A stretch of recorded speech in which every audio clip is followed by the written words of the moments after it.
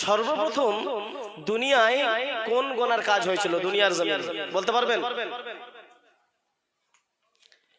দুনিয়ার জমিনে সর্বপ্রথম কোন গোনার কাজ হয়েছিল? কতল হয়েছিল। কি হয়েছিল? কতল হয়েছিল, হত্যা হয়েছিল। আর ওই হত্যা কিসের পরিপ্রেক্ষিতে হয়েছিল? কোন পুরুষের পরিপ্রেক্ষিতে না কোন মহিলার জন্য? মহিলার জন্য। দুনিয়ার জমিনে প্রিয় নবী সাল্লাল্লাহু আলাইহি ওয়াসাল্লামের উপরে নবুয়ত আসার পরে সর্বপ্রথম নবুয়তের সাক্ষ্য দিয়েছিলেন একজন মহিলা। দুনিয়ার জমিনে সর্বপ্রথম গোনা হয়েছিল একজন মহিলার জন্য। দুনিয়ার জমিনে শহীদ হয়েছিল মহিলাদের মধ্যে একজন মহিলা, সুমাইয়া ইবনে হযরতে সুমাইয়া ইবনে খাব্বাব। মহিলাদের ভূমিকা অনেক বেশি, কিন্তু আমরা গোড়ায় গন্ডগোল করে বসি। কি গন্ডগোল করি? সাধারণত আমাদের সমাজে দেখা যায় আমাদের সবার কষ্ট এটাই, কি বিবি আমাকে মানে না, বাচ্চা আমার কথা শোনে না, সংসারের মধ্যে হুজুর এত টাকা ইনকাম করছি কিন্তু শান্তি নেই, এত পরিশ্রম করছি কিন্তু বাড়িতে শান্তি বিরাজ করছে না, এত কষ্ট করে সন্তানদের মানুষ করলাম কিন্তু কেউ কথা শুনছে না। বাপ থুর করে হাঁটে যাচ্ছে, সন্তান 10টা পর্যন্ত কাপড় চোপড় খুলে ঘুমাচ্ছে। বাপ যদিও সন্তানের মায়ায় কিছু বলতে পারে না কিন্তু মনে কষ্ট হয়। এই সমস্ত আমাদের সমাজে উদ্ভট যে সমস্ত জিনিস দেখা যায়, যেগুলো শরিয়াতের অঙ্গনে এবং ইসলামী যে সমস্ত নিয়ম ও নীতি রয়েছে এর বাইরের জিনিসগুলো আমাদের মধ্যে প্রকাশ পাচ্ছে, দিন দিন বাড়ছে। এটা কিসের কারণ? এটা হলো এই কারণ।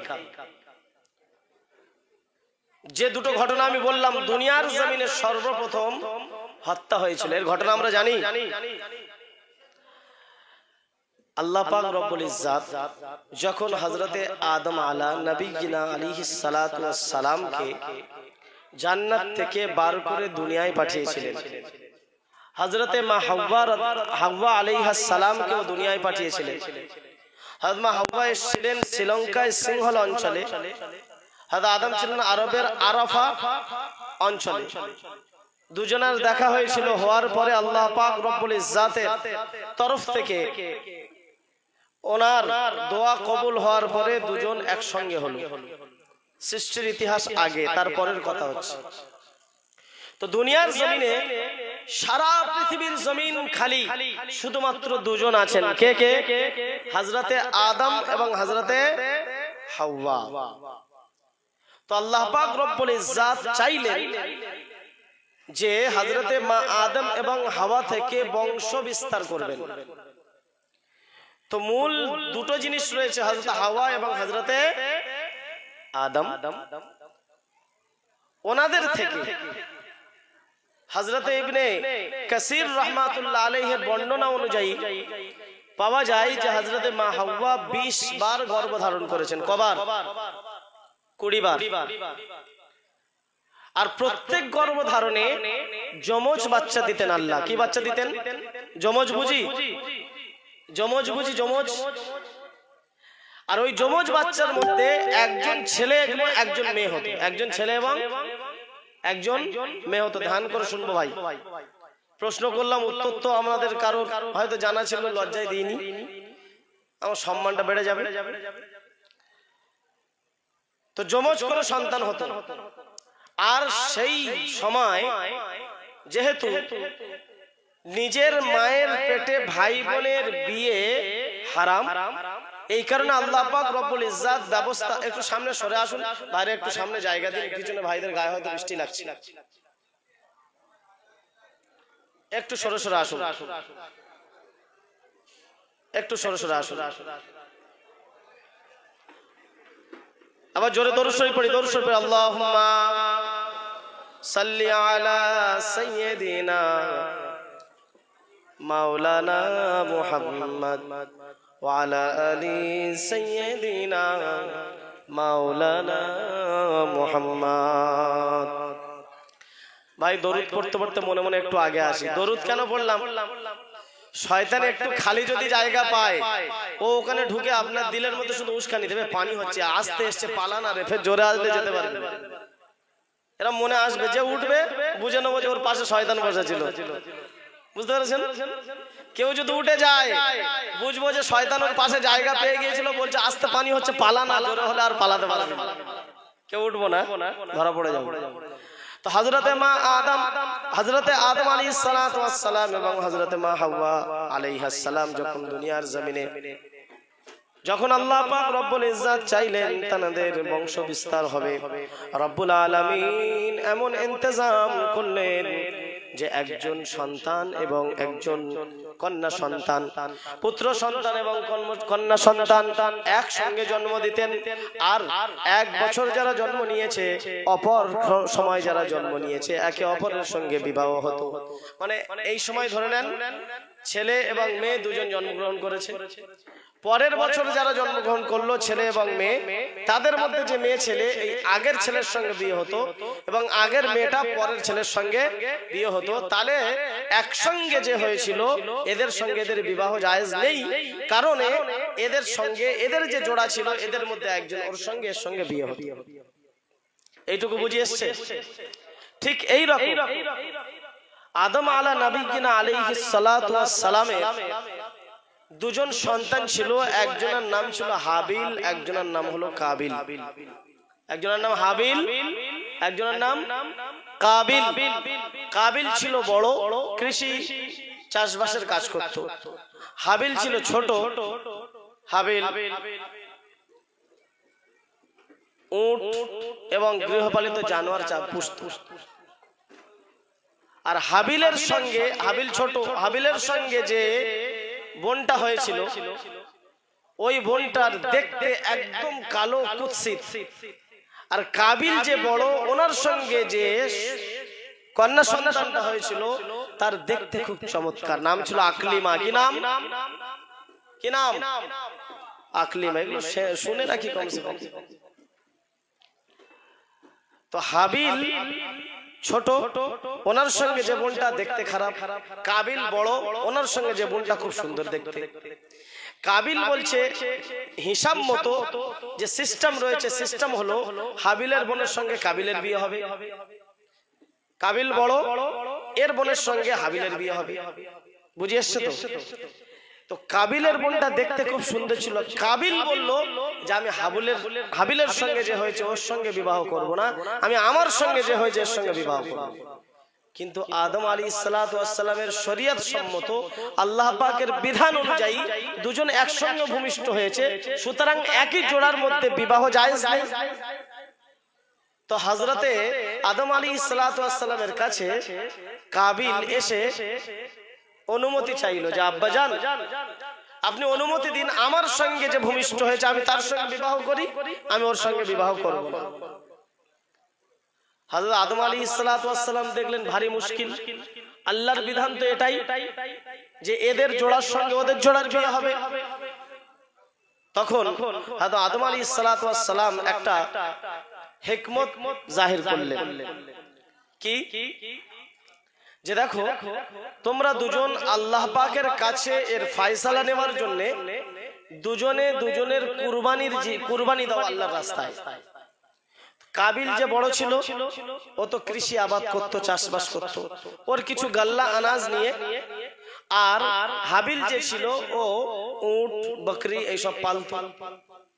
হাবিল নিজের উট বকরি নিয়ে আর কাবিল নিজের কিছু গাল্লা আনাজ নিয়ে কুরবানি দিল। কুরবানির অর্থ শুধু জবাই করা নয়, কুরবানির অর্থ জবাই করা নয়। বলে না আল্লাহর রাস্তায় জান মাল কুরবান করো, বলে তো? বলে এক্ষুনি গিয়ে তাহলে গলা কেটে দিতে হবে? নাম লেখাবো না, এত সহজে নাম লেখাবো না, গলা কাটিয়ে দিতে হবে। আল্লাহর রাস্তায় জান মাল সব নিয়ে লাগবে। কুরবানির অর্থ হলো আল্লাহর জন্য যে জিনিসটা করে দেওয়া হয়, আল্লাহর জন্য খুশি মনে যে জিনিসটা ত্যাগ করা হয়, এটাকেই কুরবানি বলে। কি বলে? যেরকম আপনারা পিছনের ভাইদের জন্য জায়গা কুরবানি দিলেন, এটা কার জন্য করলেন? আল্লাহর জন্য করলেন। তো আদম আলাইহিস সালাতু ওয়াস সালাম ওনার ছেলেদেরকে আদেশ দিলেন যে যাও তোমরা তোমাদের আল্লাহর রাস্তায় কুরবানি করো। তো হাবিলের গৃহপালিত পশু নিয়ে কাবিলের চাষাবাদের গাল্লা আনাজ নিয়ে আল্লাহর রাস্তায় কুরবান করলো। কিভাবে? আগেকার যুগের কুরবানি এমন ছিল, সদ্য সদ্য বোঝা যেত যে কার কুরবানি কবুল হয়েছে। আল্লাহ পাকের তরফ থেকে এই রকম ইন্তজাম ছিল যে কোনো মানুষ যখন কুরবানি করত তার কুরবানির জিনিসটা নিয়ে পাহাড়ের উপরে রেখে আসতো, আর আল্লাহর তরফ থেকে কুদরতি কোনো অগ্নিকুণ্ড এসে আগুন এসে যার কুরবানিটা জ্বালিয়ে দিত তার কুরবানি আল্লাহর দরবারে কবুল হয়ে গিয়েছে, আর যার কুরবানির জিনিসটা রয়ে গেল তার কুরবানি কবুল হয়নি। আল্লাহর কোরআন ঘোষণা করছে, হে হাবিব তুমি তোমার উম্মতদেরকে হাবিল কাবিলের ঘটনাটা শুনিয়ে দাও, এর থেকে ওরা শিক্ষা গ্রহণ করুক। কি শিক্ষা গ্রহণ?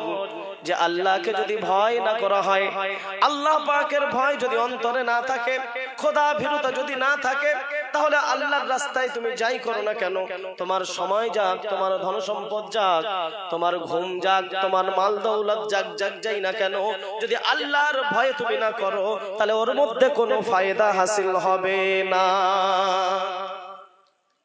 কেন ঘটনা শোনাচ্ছেন? যদি আল্লাহর জন্য হয়, আল্লাহর ভয় যদি তুমি কিছু করতে পারো, এখানে এতক্ষণ ধৈর্য ধরে বসে আছি, যদি আওয়াজ শুনতে আছি, আওয়াজ শুনতে না আসি, আওয়াজ শুনতে মানে বুঝি একটু গল্প গুজব হবে, একটু হাসি তামাশা হবে, একটু মজাক হবে, একটু হাসি হবে, একটু মজা লাগবে, এই উদ্দেশ্য নিয়ে যদি আমরা এখানে এসে থাকি, খোদার কসম বলছি রাসূল সাল্লাল্লাহু আলাইহি ওয়াসাল্লামের হাদিসের ভাষ্য অনুযায়ী এবং আল্লাহ পাকের হুকুমের ভাষ্য অনুযায়ী পাহাড় পরিমাণ যদি স্বর্ণ কেউ খরচ করে দেয়, আর যদি তার মধ্যে আল্লাহকে রাজি করার উদ্দেশ্য না থাকে, তাহলে ওই পাহাড় পরিমাণ সোনাও আল্লাহর জন্য কোনো কাজে আসবে না, আর আল্লাহর তরফ থেকে কিঞ্চিত পরিমাণ প্রতিদানও তাকে দেওয়া হবে না। এই কারণে আমরা বসে আছি কার জন্য? জোরে বলি, কার জন্য? আল্লাহর জন্য। অপেক্ষা করছি কার জন্য? আল্লাহর জন্য। কোরআন হাদিসের বাণী শুনছি কার জন্য? আল্লাহকে খুশি করার জন্য, নিজের পরিবর্তনের জন্য। দুজনে যখন ইজ কররাবা কুরবানা ফাতুকবিলা মিন আহাদিহিমা ওয়া লাম ইউতাকাব্বাল মিনাল আখার, সূরা মাইদা আয়াত নম্বর 27 পারা নম্বর 6 সূরা মাইদার মধ্যে আল্লাহ পাক রব্বুল ইজ্জাত বলছেন, হে রাসূল আপনি হাবিল কাবিলের ঘটনাকে উম্মতদেরকে শুনিয়ে দিন। ওয়াতলু আলাইহিম নাবা আবনাই আদম বিল হক, হযরত আদম আলা নবিয়িনা আলাইহিস সালাতু ওয়াস সালামের দুটো সন্তানের ঘটনা আপনি শুনিয়ে দেন। ইজ কররাবা কুরবানান, যখন দুজনে কুরবানি দিল আল্লাহর রাস্তায়, একজন দিল গৃহপালিত পশু, আরেকজন দিল তার ধন, তার কৃষি জমিনের সমস্ত সাজ সরঞ্জাম। আল্লাহ পাক রব্বুল ইজ্জাতের তরফ থেকে অগ্নিকুণ্ড এসে ওই হাবিল যে ন্যায়ের উপরে ছিল, যে হকের উপরে ছিল, ওর কুরবানির ওই পশুটা জ্বালিয়ে নিয়ে গেল। সুতরাং প্রমাণ হয়ে গেল আল্লাহ পাক হাবিলের কুরবানি কবুল করেছে, যে জবরদস্তি এবং জুলুম অনুযায়ী আল্লাহ পাকের হুকুমকে অমান্য করে হাবিলের বোনের সঙ্গে বিবাহ করতে চেয়েছিল কাবিল, তার সমস্ত যা কিছু আল্লাহর জন্য কুরবান দিয়েছিল সেগুলো পাহাড়ের উপরে রয়ে গেল। সুতরাং কাবিল আরো রাগে আরো ফুলে ফেসে উঠলো। তখন কাবিলের জবানে যে কথা এসেছে আল্লাহ পাক রব্বুল ইজ্জাত কোরআনের মধ্যে বর্ণনা করলেন, ইজ কররাবা কুরবানান ফাতুকবিলা মিন আহাদিহিমা ওয়া লাম ইউতাকাব্বাল মিনাল আখার, ফাতুকবিলা মিন আহাদিহিমা, দুই ভাইয়ের কুরবানির মধ্যে আল্লাহ একজনের কুরবানিকে কবুল করলেন, ওয়া লাম ইউতাকাব্বাল মিনাল আখার, আর দ্বিতীয় ভাইয়ের কুরবানি আল্লাহ কবুল করলেন না। তখন দ্বিতীয় ভাই যার কুরবানি কবুল হলো না, সে তো এমনিতেই অত্যাচারী, সে তো এমনিতেই জুলুমের উপরে ছিল, সে ন্যায়ের উপরে ছিল না।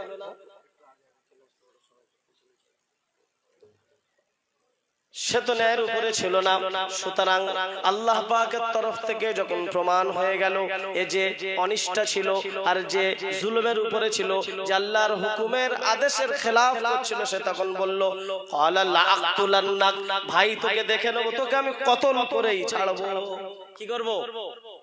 কোরআন শরীফ খুলবেন, শব্দগুলো ঠিক এরকম এসেছে। কাবিল কি বলল? এমনি তো তোর আমি বলেছি তোর বোনের সঙ্গে আমি বিবাহ করব না, আমার বোনের সঙ্গে আমি করব। তুই রাজি হলি না, তুই বোঝালি যে আল্লাহর হুকুম এটা নয়, এটা হারাম, আর ফের এই কুরবানি দিলাম, আমার কুরবানি রয়ে গেল, তোর কুরবানি কবুল হয়ে গেল। তখন হাবিল সুন্দরভাবে জবাব দিল, ইন্নামা ইয়াতাকাব্বালুল্লাহু মিনাল মুত্তাকিন। আল্লাহকে যে ভয় করে, আল্লাহর ভয় যার অন্তরে আছে, খোদা ভীরুতা যার মধ্যে আছে, আল্লাহর জন্য যে ন্যায় নিষ্ঠার উপরে কায়েম থাকে, আল্লাহ পাক রব্বুল ইজ্জত তাকেই কবুল করেন। সুবহানাল্লাহ। ও তখন কি বললো, ভাই তোকে আমি দেখে ছাড়বো। সুতরাং শয়তান এবার সুযোগ পেয়েছে যে দুনিয়াতে এখন কিছু শুরু হয়নি, আমার খেল এবারে শুরু করে দিই। কাবিলের কাছে এসে বলছে, জানিস কুরবানি দিচ্ছি তা কি হয়েছে, তোর আব্বা বলেছ তা কি হয়েছে, তুই এক কাজ কর, ওর সাথে বিয়ে করলে ও তো কালো, তোর সাথে যে হয়েছে একসঙ্গে, এর সঙ্গে বিবাহ করলে তো খুব সুন্দর দেখতে, নইলে হাবিল ওকে বিয়ে করে নেবে।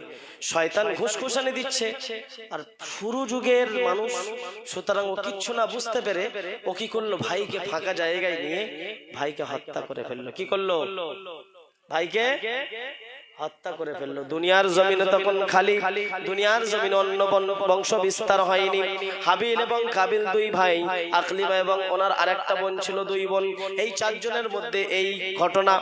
আল্লাহ পাক রব্বুল ইজ্জত এখান থেকে প্রিয় নবী সাল্লাল্লাহু আলাইহি ওয়াসাল্লামকে উম্মতদেরকে শিক্ষা দিতে বললেন, মান কাতালান নাসা, মান কাতালা নাফসান বিগাইরি নাফসিন আও ফাসাদিন ফিল আরদি ফাকান্নামা কাতালান নাসা জামিআ। বনি ইসরাঈলদের উপর আল্লাহ পাক এমন একটা কায়দা নির্ধারিত করে দিল, মান কাতালা নাফসান বিগাইরি নাফসিন, কোন কারণ ছাড়া, অযথা, কোন ন্যায় নিষ্ঠার উপরে না থেকে অন্যায় ভাবে যদি কেউ কাউকে হত্যা করে, বিগাইরি নাফসিন আও ফাসাদিন ফিল আরদি, জমিনের বুকে যদি অন্যায় ভাবে ঝগড়া করে, ফাকান্নামা কাতালান নাস জামিআ, একজনকে মারা নয়, সে সারা পৃথিবীর মানুষকে মেরে দিল, হত্যা করলো। সুতরাং দুনিয়ার শুরু থেকে নিয়ে আর কিয়ামত পর্যন্ত যত মানুষ একে অপরকে হত্যা করবে, সবার হত্যার গুনাহ তো সবাই বহন করবে। কিছু কিছু পার্সেন্টেজ কাবিলের ভাগ্যে যাবে। কার ভাগ্যে যাবে? কাবিলের। প্রথম যুগে মারা গিয়েছে, এবার দেখছি নিয়ে কি করব কিছু বুঝতে পারছে না, নিয়ে মাথায় করে ঘুরছে। কোথায় ঘুরছে? মাথায় করে ঘুরছে। ঘুরতে ঘুরতে ঘুরতে ঘুরতে দম হয়ে গিয়েছে। মরুভূমি এলাকা, জনমানবহীন জনপ্রান্তর এলাকায়, সাদা মরুভূমির জমিনে ভাইকে কতল করার পরে কাঁধে করে নিয়ে ঘুরে বেড়াচ্ছে। ভাইকে কি করবে কিছু বুঝি আসে না, কোনো কিছু মাথায় আসে না। সারাদিন ঘুরতে ঘুরতে একটু দম হয়ে গিয়েছে। কি হয়ে গিয়েছে? মেরে দিয়েছে, কিন্তু কি করবে এবার আর বুঝতে পারছে না। শয়তান ধোঁকা দেয়। কিভাবে ধোঁকা দেয় দেখবেন, কেউ বলে আমি সুসাইড করব, প্রেমিকার সঙ্গে প্রেমালাপ হচ্ছে রাত্রে, বলছে তুমি যদি কালকে না দেখা করো আমি একদম এক্ষুনি গলায় দড়ি দেবো, এক্ষুনি বিষ খাবো। এই করতে করতে শয়তান সুযোগ পেয়ে যায়, তখন বলে ঠিক আছে ওঠ, দে দড়িটা মিচে মিচে গলায় দে, মিচে মিচে দিয়ে দিল, ফাঁস লাগিয়ে দিল। অনেক জায়গায় হয়েছে। শয়তান মানুষকে উচিয়ে দেয়, যখন উঠিয়ে দেয় মানুষ বিষ খেয়ে নিয়েছে। শয়তানের প্রতিক্রিয়াতে, শয়তানের ভাষানোতে, শয়তানের ওয়াসওয়াসায় মানুষ বিষ খেয়ে নিয়েছে। নেওয়ার পরে সে তখন লোকের কাছে বলে এবু আমি বিষ খেয়েছি রে, আমার বাঁচা। তখন তাকে নিয়ে হসপিটাল নিয়ে যাওয়া হয় না? আচ্ছা, কেউ যদি মরবে বলে, মরার রাস্তা কি কম আছে? কেউ যদি মরবে বলে এ যুগে মরার রাস্তা কম আছে, তাহলে মানুষ প্রকাশ কেন করে আমি বিষ খেয়েছি, আমি গলায় দড়িয়ে দিয়েছি, আমাকে বাঁচাও? শয়তান ফাঁসিয়ে দিয়ে চলে যায়। কি করে? দুই ভাইয়ের মধ্যে দ্বন্দ্ব লাগায়, দুই জায়ের মধ্যে দ্বন্দ্ব লাগায়।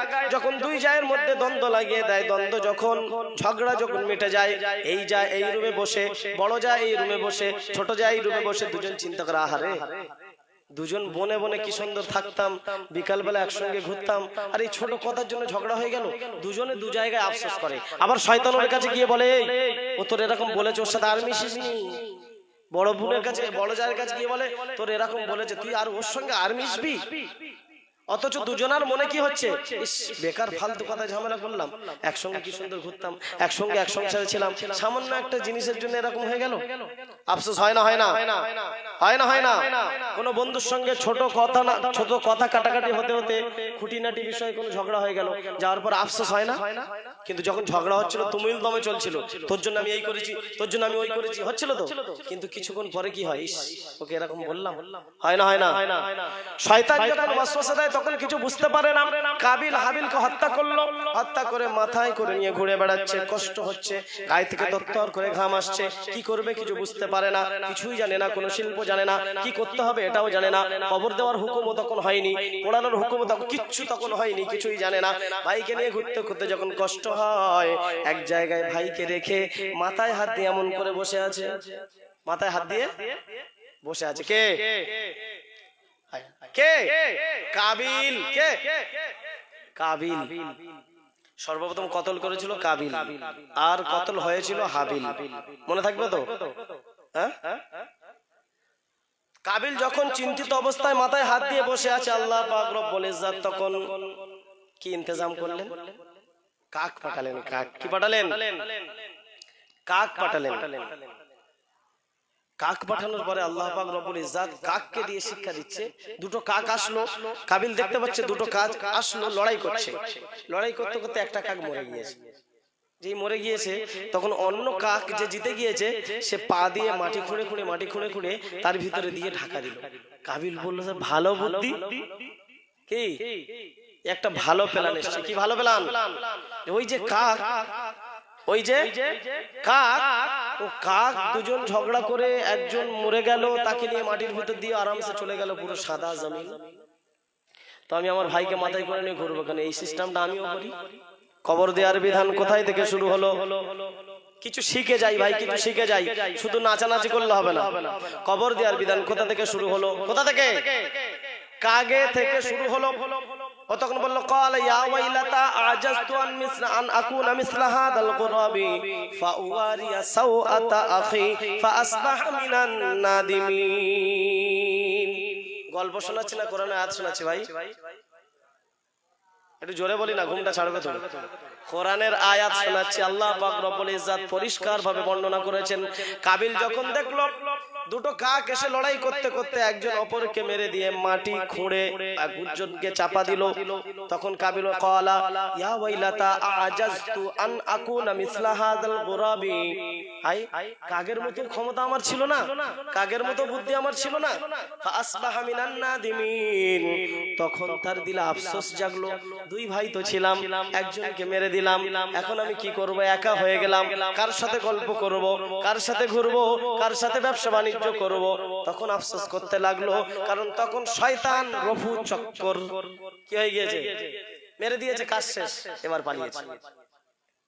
ফাআসবাহা মিনান নাদিমিন।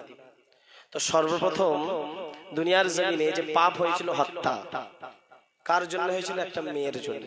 কিসের জন্য? মেয়ের জন্য।